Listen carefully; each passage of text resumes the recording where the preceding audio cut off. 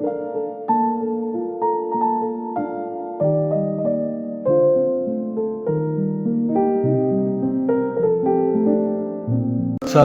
امامہ کو اس بارے میں پہلے ہی انفارم کر چکا تھا۔ مقررہ وقت پر فون پر نکاح خواہ نے ان دونوں کا نکاح پڑھا دیا تھا۔ سالار نے ملازمہ کے ذریعے امامہ کو پیپر بھی بھجوا دیے تھے۔ امامہ نے پیپر لیتے برق رفتاری سے ان پر سائن کر کے ملازمہ کو واپس دے دیے تھے۔ ملازمہ ان پیپرز کو واپس سالار کے پاس لے آئی تھی، مگر وہ بری طرح تجسس کا شکار تھی۔ آخر وہ کون لوگ تھے جو سالار کے کمرے میں تھے، اور یہ پیپر کیسے تھے جن پر امامہ نے سائن کیا تھا؟ اس کا ماتھا ٹھٹک رہا تھا اور اسے شبہ ہو رہا تھا کہ ہو نہ ہو یہ آپس میں شادی کر رہے ہیں۔ سالار کو پیپر واپس کرتے ہوئے پوچھے بغیر رہ نہ سکی۔ یہ کس چیز کے کاغذ ہیں سالار صاحب؟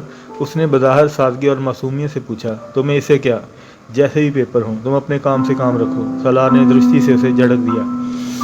اور ایک بات تم کان کھول کر سن لو، اس سارے معاملے کے بارے میں اگر تم اپنا منہ بند رکھو گی تو یہ تمہارے لیے بہتر ہوگا، بلکہ بہت بہتر ہوگا۔ مجھے کیا ضرورت ہے جی کسی سے بھی اس بارے میں بات کرنے کی؟ میں نے تو ویسے ہی پوچھ لیا۔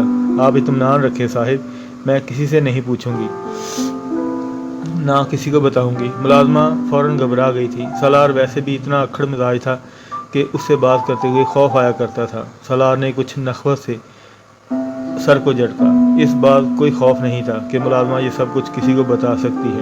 اگر بتا بھی دیتی اسے کیا فرق پڑنے والا تھا؟ تم ایک بار پھر جلال سے ملو، ایک بار پھر پلیز، وہ اس دن سے فون پر کہہ رہی تھی۔ سالار اس بار چڑھ گیا۔ وہ تم سے شادی نہیں کرنا چاہتا امامہ، وہ کئی بار کہہ چکا ہے۔ اگر تم سمجھتی کیوں نہیں ہو کہ دوبارہ بات کرنے کا کوئی فائدہ نہیں ہے؟ اس نے بتایا کہ اس کے ماں باپ اس کی منگنی وغیرہ کرنا چاہ رہے ہیں۔ وہ جھوٹ بول رہا ہے، امامہ نے بے اختیار سی بات کاٹ دی۔ صرف اس لیے کہ میں اسے دوبارہ کانٹیکٹ نہ کروں، ورنہ اس کے پیرنٹس اتنی جلدی اس کی منگنی نہیں کر سکتے۔ تو جب وہ چاہتا ہی نہیں ہے تم سے شادی کرنا اور کانٹیکٹ کرنا، تو تم کیوں خوار ہو رہی ہے اس کے پیچھے؟ کیونکہ میری قسمت میں خواری ہے، اس نے دوسری طرف سے بھرائی ہوئی آواز میں کہا۔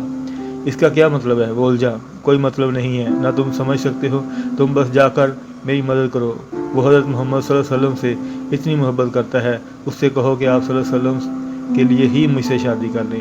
وہ بات کرتے کرتے پھوٹ کر رونے لگی۔ یہ کیا بات ہوئی؟ وہ اس کے آنسوں سے متاثر ہوئے بغیر بولا۔ کیا یہ بات کہنے سے وہ تم سے شادی کر لے گا؟ امامہ نے جواب نہیں دیا۔ وہ ہچکیوں سے رو رہی تھی۔ وہ بیدار ہو گیا۔ تم یا تو رو لو یا پھر مجھ سے بات کر لو۔ دوسری طرف سے فون بند کر دیا گیا۔ سالار نے فوراً کال کی، کال ریسیو نہیں کی گئی۔ 15-20 منٹ کے بعد امامہ نے دوبارہ سے کال کی۔ اگر تم یہ وعدہ کرتی ہو کہ تم رو گی نہیں تو مجھ سے بات کرو، ورنہ فون بند کر دو، سالار نے اس کی آواز سنتے ہی کہا۔ پھر تم لاہور جا رہے ہو؟ اس کے سوال کے جواب دینے کی بجائے اس نے اس سے پوچھا۔ سالار کو اس کی مستقل مزاجی پر حیرانگی ہوئی۔ وہ واقعی ڈھیٹ تھی۔ وہ اب بھی اپنی بات پر اٹکی ہوئی تھی۔ اچھا میں چلا جاؤں گا، تم نے اپنے گھر والوں کو شادی کے بارے میں بتایا ہے؟ سالار نے موضوع بدلتے ہوئے کہا۔ نہیں، ابھی نہیں بتایا۔ اب وہ خود پر قابو پا چکی تھی۔ کب بتاؤ گی؟ سالار کو جیسے ڈرامے کا اگلا سین کا انتظار تھا۔ پتہ نہیں، وہ کچھ الجھی۔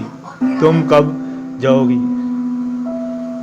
بس جلد یہاں سے چلا جاؤں گا، ابھی مجھے کچھ کام کرنا ہے، ورنہ فوراً ہی چلا جاتا۔ اس بار سالار نے جھوٹ بولا تھا۔ نہ تو اسے کوئی کام تھا اور نہ ہی اسے لاہور جانے کا کوئی ارادہ تھا۔ جب تم بیلف کے ذریعے اپنے گھر سے نکل آؤ گی تو اس کے بعد تم کیا کرو گی؟ کہاں جاؤ گی؟ سالار نے اس بار پھر سے موضوع سے ہٹاتے ہوئے کہا۔ اس صورتحال میں جب جلال بھی تمہاری مدد کرنے کو تیار نہ ہوا تو؟ میں ابھی ایسا کچھ فرض نہیں کر رہی، وہ ضرور میری مدد کرے گا، امامہ نے اس کی بات کاٹتے ہوئے پرزور انداز میں کہا۔ سالار نے کندھے اچکائے۔ تم بھی کچھ فرض کرنے کو تیار نہیں ہو، ورنہ میں تم سے ضرور کہتا کہ شاید وہ نہ جو تم چاہتی ہو۔ پھر تم کیا کرو گی؟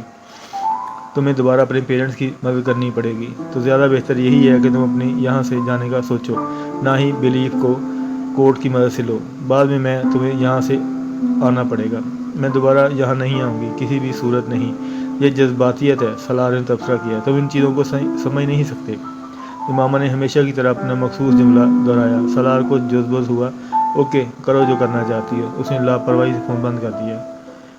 کل شام ہم لوگ اسجد کے ساتھ تمہارا نکاح کر رہے ہیں، تمہاری رخصتی بھی ساتھ ہی کر دیں گے، ہاشم بھی نے رات کو اس کے کمرے میں آ کر اکھڑے ہوئے لہجے میں کہا۔